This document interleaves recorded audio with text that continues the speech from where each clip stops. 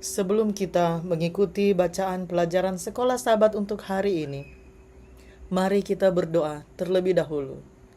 Bapa kami dalam kerajaan surga, terima kasih untuk kesempatan yang Engkau berikan untuk kami dapat mendengarkan sebagian dari firman-Mu. Isilah kami dengan roh-Mu yang suci, agar kami dapat mengerti apa yang Engkau inginkan kami pelajari hari ini. Dalam nama Yesus kami sudah berdoa. Amin. Pelajaran Sekolah Sahabat, Rabu 25 Februari 2026.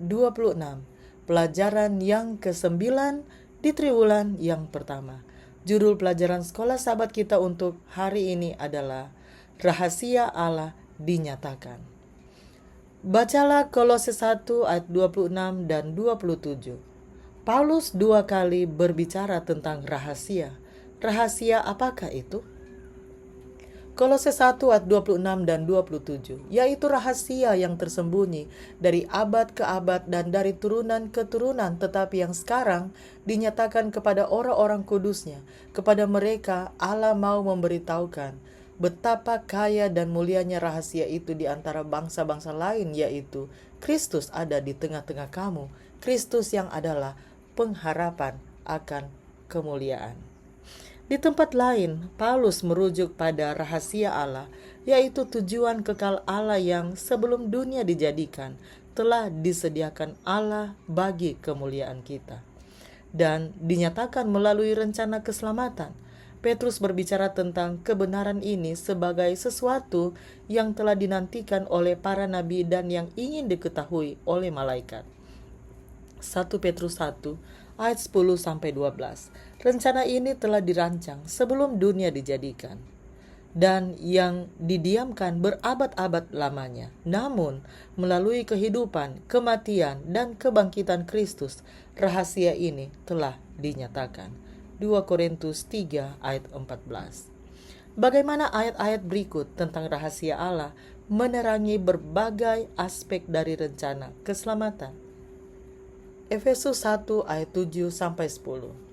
Sebab di dalam Dia dan oleh darahnya kita beroleh penebusan, yaitu pengampunan dosa menurut kekayaan kasih karunia-Nya yang dilimpahkannya kepada kita dalam segala hikmat dan pengertian.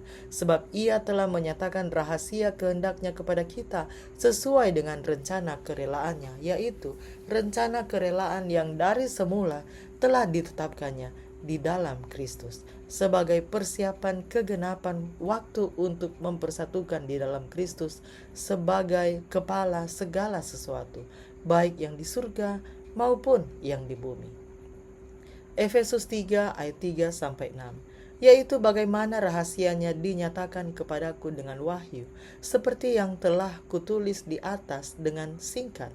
Apabila kamu membacanya, kamu dapat mengetahui daripadanya pengertianku akan rahasia Kristus, yang pada zaman angkatan-angkatan dahulu tidak diberitakan kepada anak-anak manusia, tetapi yang sekarang dinyatakan di dalam roh kepada rasul-rasul dan nabi-nabinya yang kudus, yaitu bahwa orang-orang bukan Yahudi karena berita Injil turut menjadi ahli-ahli waris dan anggota-anggota tubuh dan peserta dalam janji yang diberikan dalam Kristus Yesus.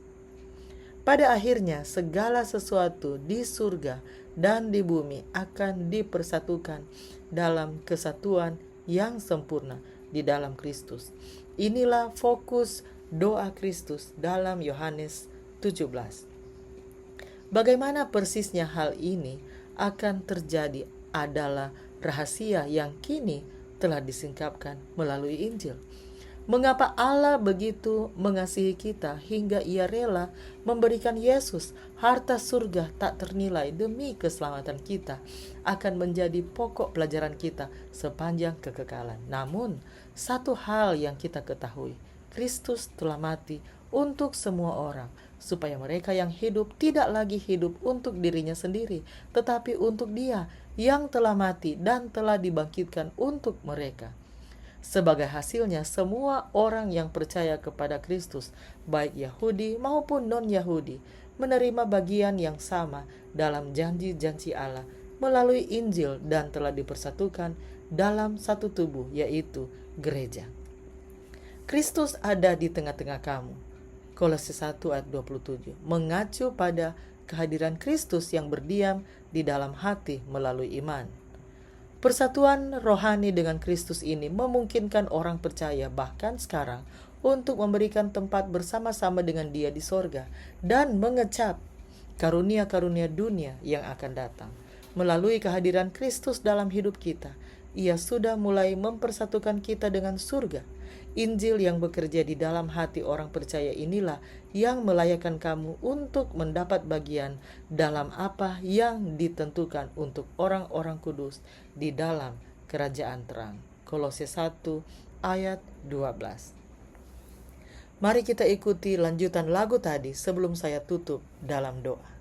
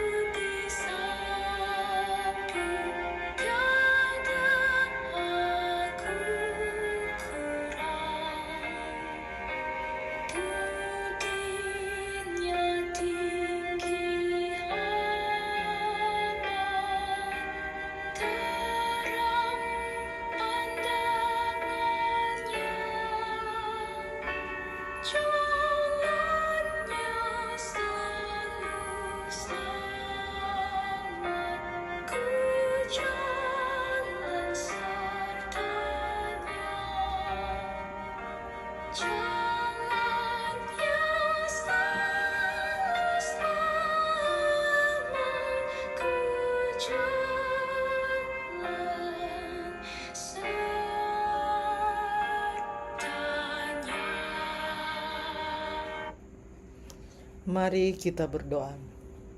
Bapa kami dalam kerajaan surga, terima kasih untuk pelajaran hari ini, di mana kami dapat mempelajari tentang rahasia Allah dinyatakan. Terima kasih ya Tuhan, karena Engkau bersama-sama dengan kami. Terima kasih ya Tuhan, untuk pengharapan yang Engkau berikan kepada kami. Ya Tuhan, tuntunlah kami untuk dapat hidup sesuai dengan kehendak-Mu. Dan mampukanlah kami ya Tuhan, untuk selalu memegang kepada pengharapan. Untuk waktu di mana Engkau akan membawa kami bersama-sama dengan Engkau.